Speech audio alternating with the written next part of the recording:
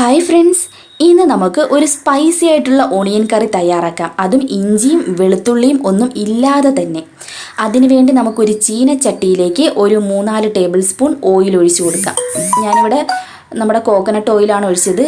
ഇതിലേക്ക് കറിവേപ്പില ഇട്ട് കൊടുക്കാം. ശേഷം പച്ചമുളക്, അതിനുശേഷം ഒരു 4 സവാള അരിഞ്ഞത്.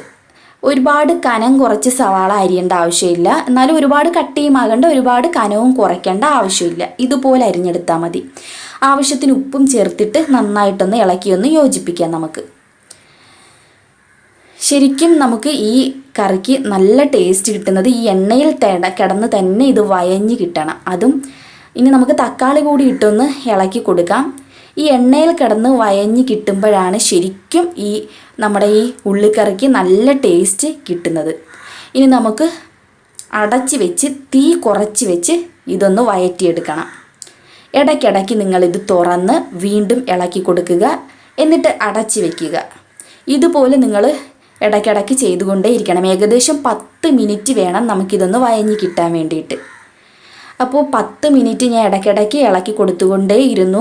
അപ്പോൾ ഇത് നന്നായിട്ടൊന്ന് വയഞ്ഞ് കിട്ടിയിട്ടുണ്ട്. ഒരുപാട് വയഞ്ഞങ്ങ് പോകണ്ടേ, ഇതുപോലെ ഇരുന്നാൽ മതി.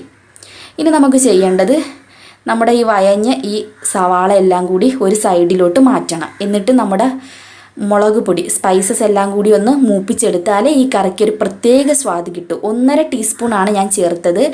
1/2 ടീസ്പൂൺ പെരുംജീരകം ചേർത്തിട്ടുണ്ട്. ഇനി ഒരു 1/2 ടീസ്പൂൺ മസാലപ്പൊടി, ഗരം മസാലപ്പൊടി, ഒരു 1/4 ടീസ്പൂൺ മഞ്ഞൾപ്പൊടി. ഇത്രയും പൊടികൾ മതി നമുക്ക് ഈ കറിക്ക് ഒരു പ്രത്യേക സ്വാദ് കിട്ടാൻ. പ്രത്യേകിച്ച് ഒന്നും ചേർക്കേണ്ട ആവശ്യമൊന്നുമില്ല. ഇത്രയും പൊടി ഉണ്ടെങ്കിൽ നമുക്ക് നല്ല സ്വാദിഷ്ടമായി തന്നെ ഈ കറി ഉണ്ടാക്കിയെടുക്കാം. അപ്പോൾ എല്ലാം കൂടി ഒന്ന് മൂപ്പിച്ച് ഒരു ജസ്റ്റ് കളർ വ്യത്യാസം വരുന്ന സമയത്ത് നമുക്കെല്ലാം കൂടി ഒന്ന് മിക്സ് ചെയ്യാം. ഈ പൊടി മൂപ്പിക്കുമ്പോൾ ഒരു പ്രത്യേക സ്വാദാണ്. അപ്പോൾ എല്ലാവരും ഇങ്ങനെ തന്നെ ഒന്ന് ട്രൈ ചെയ്യാൻ ഒന്ന് ശ്രമിക്കണേ.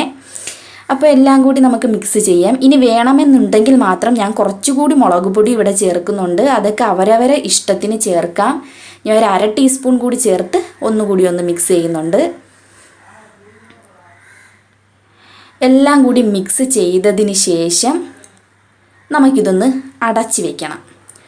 തീ കുറച്ച് തന്നെ വെക്കണേ, തീ കൂട്ടരുത്. 1 മിനിറ്റ് ഒന്ന് അടച്ച് വെച്ച് വേവിച്ചിട്ട് ഇതുപോലെ ഇളക്കി കൊടുക്കാം. എന്നിട്ട് നമുക്ക് അല്പം വെള്ളം ഒഴിച്ചു കൊടുക്കാം. ഒരുപാടൊന്നും ഒഴിക്കേണ്ട, അല്പം വെള്ളം ഒഴിച്ച് ഈ സവാള ഒന്നുകൂടി ഒന്ന് വാടി കിട്ടാൻ വേണ്ടിയിട്ടാണ് നമ്മളിങ്ങനെ ചെയ്യുന്നത്. ഒരല്പം കൂടി വെള്ളം ഒഴിച്ചിട്ട് കണ്ടോ, കുറച്ചേ ഒഴിക്കാവൂ, വളരെ കുറച്ച്, ഒരുപാട് ഒഴിക്കരുത്. എന്നിട്ട് ഞാനിവിടെ നമ്മുടെ കാടമുട്ട പുഴുങ്ങിയെടുത്ത് വച്ചിട്ടുണ്ടായിരുന്നു, അതുകൂടി ഒന്ന് ചേർത്തൊന്ന് ഇളക്കി കൊടുക്കാം. മുട്ട ഇല്ലാതെ നമുക്ക് ഈ കറി കഴിക്കാം. എല്ലാം കൂടി ഒന്ന് മിക്സ് ആക്കിയതിന് ശേഷം നമുക്ക് അടച്ച് വയ്ക്കാം. ലോ ഫ്ലെയിമിൽ ഒരു 2 മിനിറ്റ് ഇട്ടിരിക്കാം.